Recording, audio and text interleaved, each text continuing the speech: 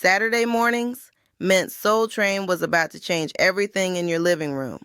Don Cornelius would appear on that screen with his smooth voice and that perfect afro, and suddenly your whole family was gathered around the television.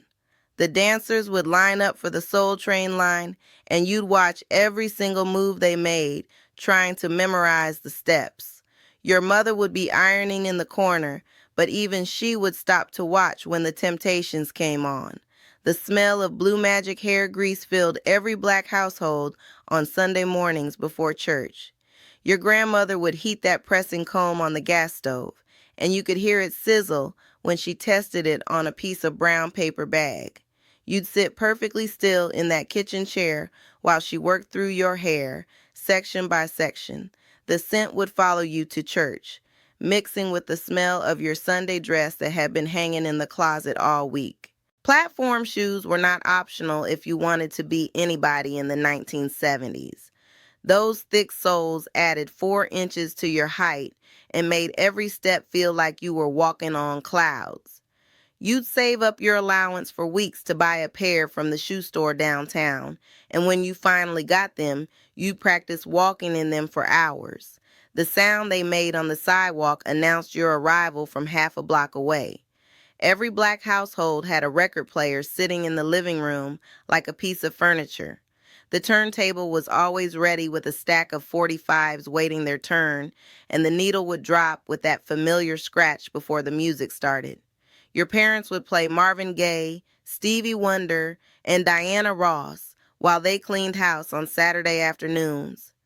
You learned the words to every song without even trying, just from hearing them play over and over. The ice cream truck's bells could make you run faster than anything else in the world.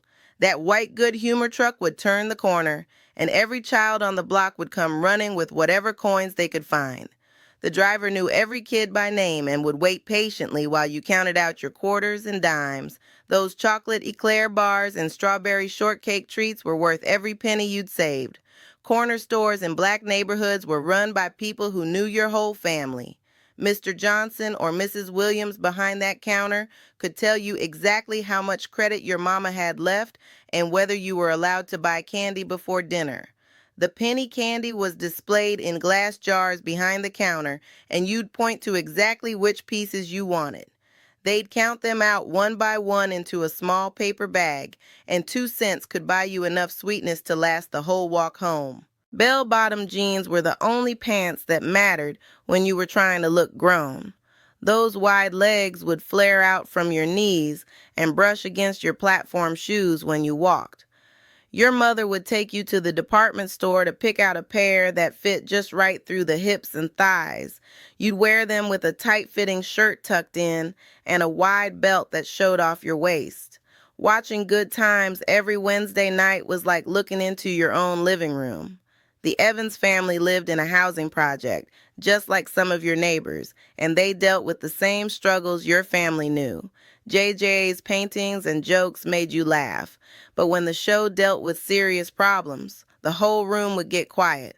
Your parents would talk about the episodes after bedtime, and you'd hear them discussing the issues in hushed tones. Hot combs heating on the gas stove created a ritual that happened in black kitchens across America. The metal would turn red hot, and your mother would test it carefully before touching it to your hair. You'd smell the combination of heat, hair grease, and the faint scent of gas from the burner. The straightening process took patience, and you learned to sit still for as long as it took to get every section smooth. Afro picks with black power fists on the handle were carried in back pockets and purses everywhere. The wide teeth could work through the thickest, most beautiful natural hair, lifting it up and out into perfect round shapes. You'd see them sticking out of people's afros like crowns, and owning one meant you were part of something bigger than yourself. The metal ones were the best, though they'd get cold in winter and hot in summer. Plastic furniture covers protected every good sofa and chair in black households during the 1970s. Those clear, thick covers would stick to your legs in the summer heat, making that uncomfortable peeling sound when you tried to get up. The furniture underneath stayed perfect for years. saved for special company and important occasions. You knew not to sit on the covered furniture unless it was Sunday dinner or someone important was visiting. Friday night meant fish dinners were happening in black households across the neighborhood. The smell of catfish frying in cast iron skillets would drift out of kitchen windows and down the street. Your mother would serve it with mac and cheese, collard greens, and cornbread that was still warm from the oven. The whole family would gather around the table, and these meals felt like celebrations, even when they were just regular dinners. Ebony and Jet magazines arrived in the mail and were passed from house to house throughout the neighborhood. These glossy publications showed successful black people, beautiful black families, and news that mattered to your community. You'd flip through the pages looking at the fashion spreads and the photographs of celebrities who looked like you. The magazines would sit on coffee tables for months, and visitors would always pick them up to see what they'd missed. Sunday church services meant wearing your absolute best clothes and sitting still for hours. The women's hats were works of art, each one more elaborate and beautiful than the last, creating a rainbow of colors throughout the sanctuary. The choir would sing gospel songs that raised the roof and made grown people cry tears of joy.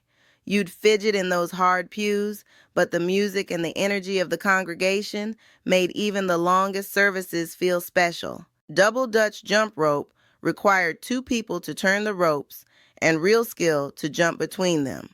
The ropes would slap the concrete in perfect rhythm while someone jumped in the middle, their feet barely touching the ground. You'd spend hours after school perfecting your technique, learning the songs that went with the jumping. The best players could do tricks, cross their arms, and even turn around without missing a beat. Hand-me-down clothes were passed from older cousins to younger ones, and everyone knew which pieces came from where. That special dress or those good pants would travel through 3 or 4 children before they finally wore out. Your mother would take them in or let them out to fit each child perfectly. Wearing something that had belonged to an older cousin you admired made you feel connected to family history. Wooden spoons were kept in kitchen drawers for more than just cooking. Every black household had one designated for discipline, and just seeing your mother reach for it was enough to make you straighten up immediately. The threat of that wooden spoon was often more effective than actually using it. You knew which drawer it was in and learned to watch for the signs that it might make an appearance. The Jackson 5 played constantly on black radio stations, and their voices became the soundtrack of childhood. Michael's high, sweet voice singing I Want You Back would come through the speakers, and everyone in the house would start moving to the beat. You'd try to copy their dance moves and sing along with every word. These young brothers from Gary, Indiana, proved that kids who looked like you could become superstars. Kool-Aid was mixed in big glass pitchers and stored in refrigerators throughout black neighborhoods. The flavors had names like cherry, grape, and tropical punch, but everyone called them by their colors: red, purple, and orange. Your mother would add extra sugar to make it sweet enough, and on hot summer days, nothing tasted better. The pitcher would be empty by evening, and someone would mix up another batch for tomorrow. Black-owned beauty salons were social centers where women gathered to get their hair done and catch up on neighborhood news. The sound of blow dryers, the smell of hair chemicals, and the warmth of friendly conversation created an atmosphere of community. Little girls would sit and watch, learning about hair care and absorbing the wisdom being shared by the women around them. These businesses supported black families and kept money circulating in the neighborhood. Roller skating rinks with disco music were weekend destinations for black teenagers and families. The DJ would play Parliament Funkadelic, Earth, Wind, and Fire, and the latest dance hits while skaters glided across the smooth wooden floor. The lights would flash in time with the music, and couples would hold hands during the slow songs. These black-owned rinks provided safe spaces for young people to socialize and have fun. Dashikis and African-inspired clothing became symbols of pride and connection to ancestral heritage. The bright colors and traditional patterns made bold statements about identity and culture. You'd wear them to special events, cultural celebrations, and sometimes just to make a point about who you were. Parents encouraged their children to embrace these fashions as a way of honoring their roots. Muhammad Ali's fights brought entire communities together around television sets and radios. His confidence, his wit, and his refusal to back down from what he believed made him a hero beyond boxing. When Ali fought, black households would gather to cheer him on, and his victories felt like victories for everyone watching. His famous quotes and bold personality made him larger than life, and seeing him succeed gave young people hope. Homemade ice cream was churned by hand at family reunions and special gatherings throughout the summer. The old-fashioned wooden churns required everyone to take turns cranking the handle as the mixture slowly froze into creamy sweetness. Kids would argue over whose turn it was next, and when the ice cream was finally ready, it tasted better than anything you could buy in a store. The whole process brought families together and created memories that lasted for decades. Phone booths on street corners were where you made private calls when you didn't want your parents to hear. You'd need a dime to make a local call, and the heavy black receiver smelled like all the other people who had used it before you. The folding door would close tight around you, creating a small private space in the middle of the busy street. When the phone rang while you were walking by, you'd always wonder if you should answer it. Macrame plant hangers were hanging in the windows of every black household that wanted to look modern. Your mother would spend hours knotting rope into intricate patterns that would hold her favorite plants. Spider plants and philodendrons would cascade down from these handmade holders, creating green corners throughout the house. The craft stores sold special rope and beads, and making these hangers became a popular way to spend winter evenings. S&H green stamps were collected in books and saved up for months until you had enough to get something special. Every time your mother went grocery shopping, she'd bring home sheets of these stamps, and you'd help her lick each one and paste it into the book. The catalog showed all the wonderful things you could get for free, from toasters to furniture. When you finally had enough stamps for something you wanted, the trip to the redemption center felt like Christmas morning. Shag carpet was installed in living rooms throughout black neighborhoods, and everyone was proud of how soft and thick it felt under their feet. The long fibers would show footprints and vacuum marks, and your mother would rake it with a special tool to keep it looking perfect. You'd love to walk barefoot across it, feeling each strand tickle your toes. When company came over, someone would always comment on how beautiful the carpet looked. Tang orange drink was mixed from powder and served in glasses at every family gathering. NASA had taken it to space, which made it seem sophisticated and modern, even though it tasted nothing like real orange juice. Your mother would make big pictures of it for Sunday dinners and holiday meals. The bright orange color was impossible to miss, and kids would always ask for seconds. Aluminum TV dinner trays were reused for everything, from organizing small items to serving snacks. After you ate the Salisbury steak or fried chicken dinner that came in them, your mother would wash them and stack them in a kitchen cabinet. They were perfect for keeping different foods separated, and every household had a collection of them. The compartments made them ideal for serving meals to kids who didn't want their food to touch. Party lines meant you shared your telephone with other families in the neighborhood. You'd pick up the phone to make a call and hear other people already talking, and you'd have to wait for them to finish. Some people would listen in on conversations they weren't supposed to hear. Your parents would remind you to keep conversations short so other families could use the phone too. Encyclopedias were sold door to door by salesmen who promised they would help your children succeed in school. These complete sets of books cost more money than most families had at once, so payment plans were arranged.